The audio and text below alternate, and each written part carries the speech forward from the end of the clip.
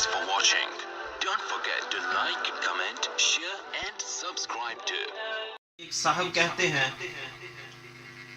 کہ بیت اللہ کی طرف پاؤں کرنا کیسا ہے؟ تو میں نے کہا کہ بے ادبی ہے، نہیں کرنا چاہیے۔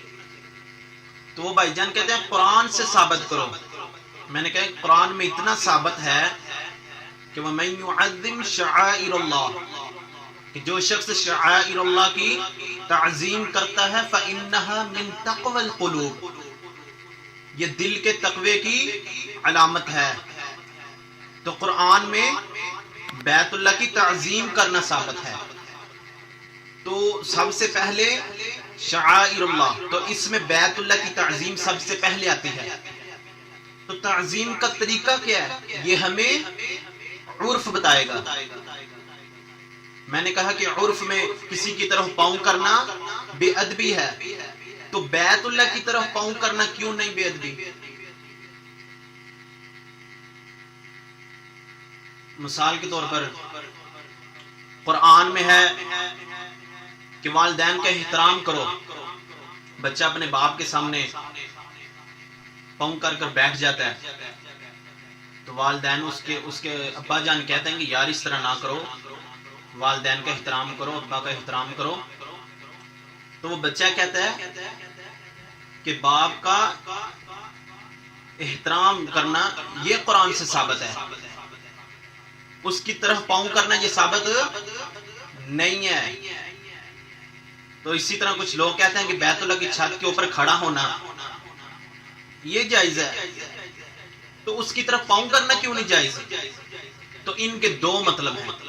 پہلا مطلب کہ قیاس کے ساتھ کام لینا، یعنی کہ چھت کو قیاس کرنا پاؤں پھیلانے کے، اور دوسرا مطلب یہ ہے، اصل جو مطلب ہے کہ اس کو بے ادبی سمجھا ہی نہیں جاتا، بیت اللہ کے اوپر ہم کھڑے ہوئے ہیں تو اس کی طرف پاؤں کرنا یہ بے ادبی ہے، اس کو سمجھا جاتا ہے۔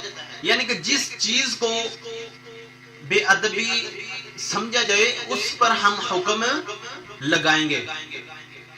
میں آپ کو مثال دے کر سمجھاتا ہوں۔ میز کے اوپر قرآن پڑھا ہے، ہم اونچی جگہ پر چڑھ جاتے ہیں، تو یہ بے ادبی ہوگی کہ نہیں ہوگی؟ کوئی کہنے والا شخص کہے گا یار نیچے قرآن پڑھا ہوا، نیچے اتر جاؤ۔